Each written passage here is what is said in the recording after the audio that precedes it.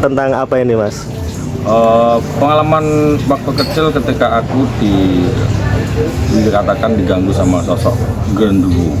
Ini disclaimer ya, yang lokasinya ya, ketika saya sebutkan ya, intinya daerah. Nanti yang genderuwonya tahu mas, saya takut mas. Oke, siap. Ya lanjut, gimana ceritanya itu?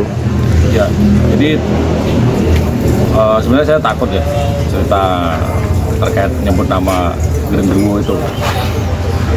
Tapi ini real pengalaman aku waktu masih kecil. Era aku kecil itu masih anak-anak ngaji di musola itu masih banyak mas. Nah, entah kenapa waktu itu aku malas ke musola. Kakakku ke musola sendiri, aku di rumah. Nah, bapakku lihat aku di rumah, beneran habis maghrib, nyuruh aku beli ya RKK lah. Nah, naik sepeda waktu itu mas, karena ya nggak tahu akan terjadi kejadian yang mistis ini. Intinya aku sampai ke warung itu, terus balik lewat jalan yang berbeda, karena tujuan aku melalui musola yang ada kak rumah ngaji. Nah, pas sampai di jembatan itu, aku mencium bau-bau bakaran telo mas. Bakaran telo itu kalau nong disogi, image-nya jelas, pasti ada genderuwo di situ. Saya masih nyantai awalnya, terus inget pas sebelum sampai tengah jembatan, aku inget, loh bakaran telo itu kan genderuwo. Nah, spontan lah mas, kan aku penakut. Teriak kenceng aku, genderuwo, genderuwo. Menurut aku sekenceng itu, tapi ternyata mulutku itu seperti dibuntul gitu loh. Jadi kayak aku teriak kenceng sampai serak itu, tapi sakit banget. Nah, kok gini sih, rasanya bingung lah aku. Lihat kanan kiri peteng semua, gelap hitam. Jadi aku merasa mungkin aku dilindungin mereka gitu loh ya. Terus aku masih ngayuh, kok seolah nggak jalan-jalan gitu sepedanya. Aku lihat ke bawah mas, ternyata di bawah tuh sampai itu roda sepedaku puter. Loh, ya pas pernah aja yang boncenganku di Junjung Buri, jadi ngeter lemburi ku.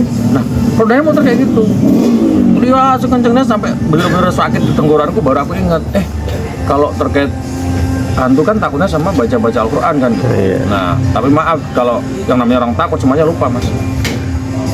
Dia masih bilang genderuwo gitu. Oh, masih inget Bismillah, aku inget cuma kata-kata itu doang.